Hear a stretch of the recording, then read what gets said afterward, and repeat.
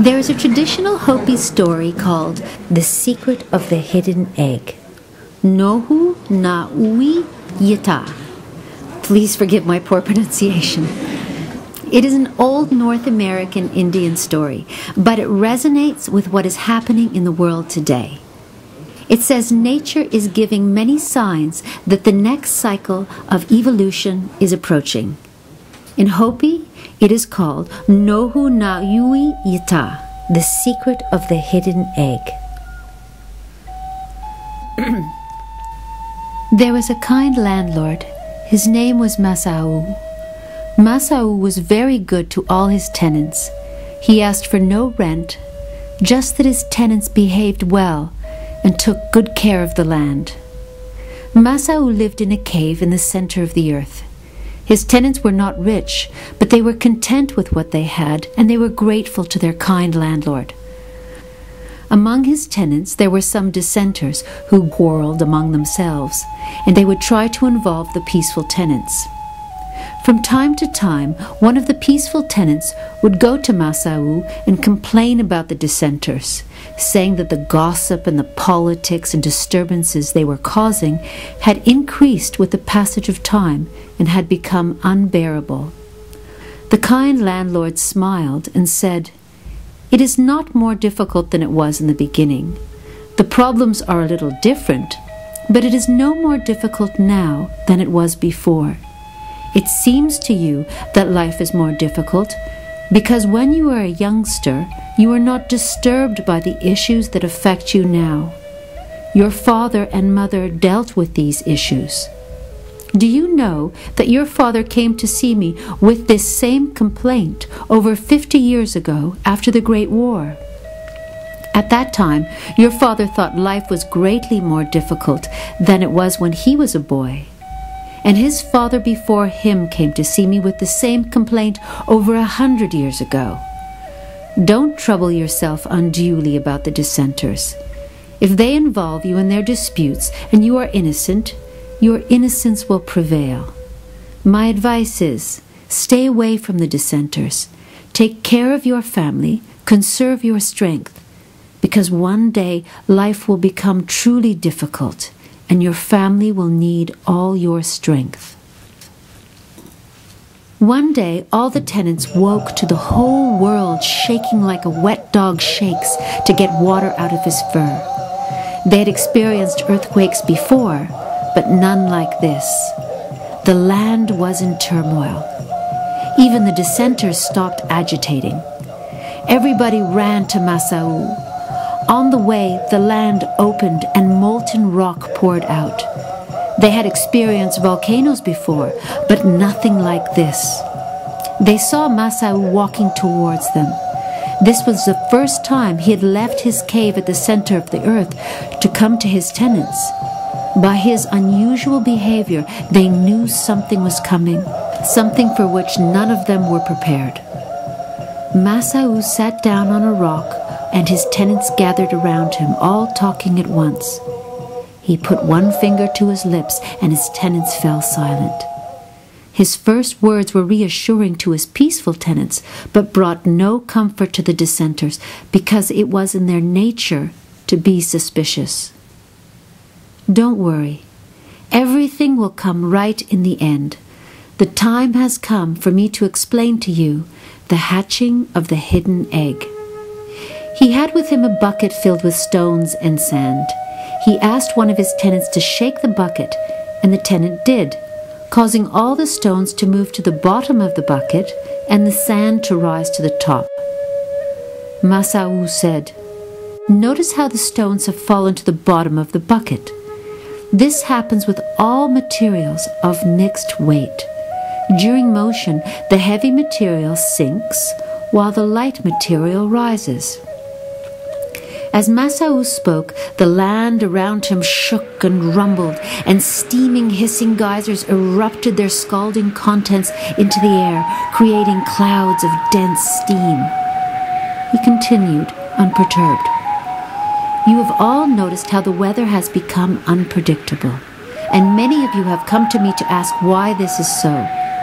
Some of you have suggested that your Mother Earth is sick. The weather is unpredictable in much the same way as the temperature of a pregnant woman in her last stages of birthing is unpredictable. Your Mother Earth is pregnant, and soon she will give birth. The tenants were mystified. How could the Earth Mother be pregnant? To what could she give birth? It was inconceivable. The dissenters started arguing fiercely that this was not a logical explanation for the weather changes and disasters. Once more, Masao put one finger to his lips and they fell silent. He continued, "We call our Mother Earth by many names. For this explanation, I am going to call her Horo'ungwuti, hurrying around woman. Her body contains a great deal of hard and heavy material, especially iron. As I showed you with this bucket of mixed materials, so it is with the body of Horo'ungwuti. We are not aware of the movement of Horo'ungwuti, so it seems to us that she is still, but she is always on the move. She rotates like a spinning top about her axis, and she flies in her orbit around the sun.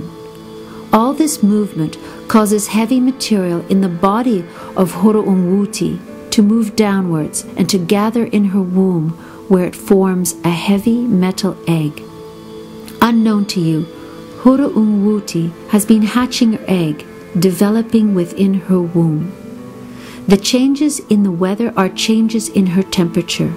The increase in earthquakes and volcanoes are the result of her labor contractions as she draws ever closer to the hour of her delivery.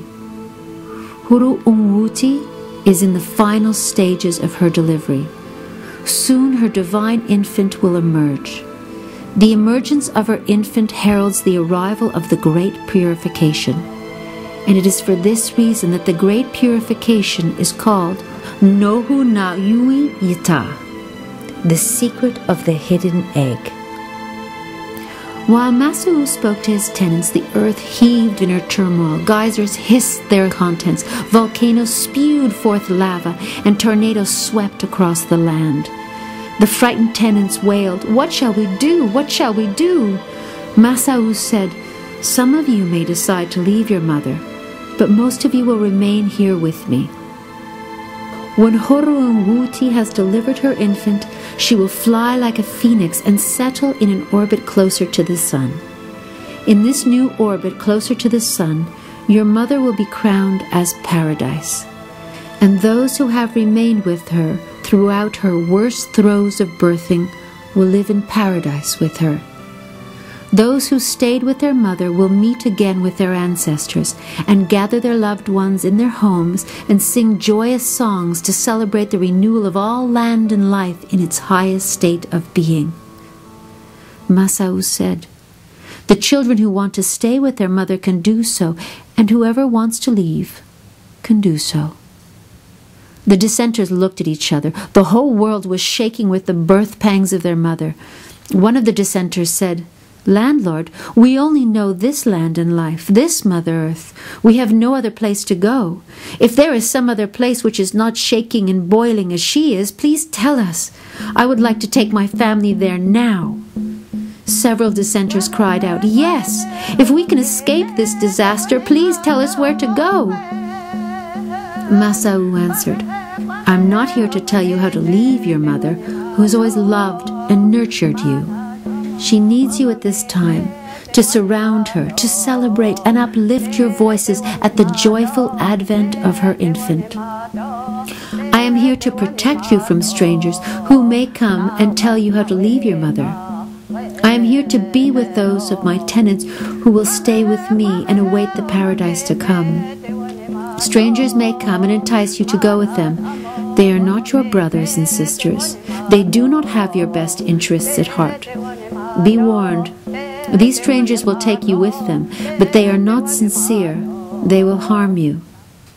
One of the dissenters asked Masao, "Why will they invite us along when we have nothing to offer them? Look around, everything we have is being destroyed."